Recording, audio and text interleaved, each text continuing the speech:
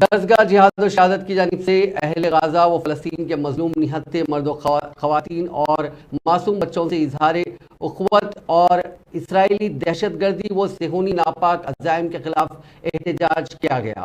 उम्मत मोहम्मदिया सल्लल्लाहु अलैहि वसल्लम से गुजारिश की गई कि इसराइल का अलामती पुतला नजर आतिश करे और फ़र्ज नमाज़ों में कुनूत नाज़िला का एहतमाम करे, अपनी नस्लों को मस्जिद अक़सा बैतुल मक़दस की तारीख से वाकिफ़ करवाएं ताकि आने वाले कठिन हालात में उम्मत मोहम्मदिया तौहीद का दामन थाम कर हर किस्म की मुश्किलात का डट कर मुकाबला करे।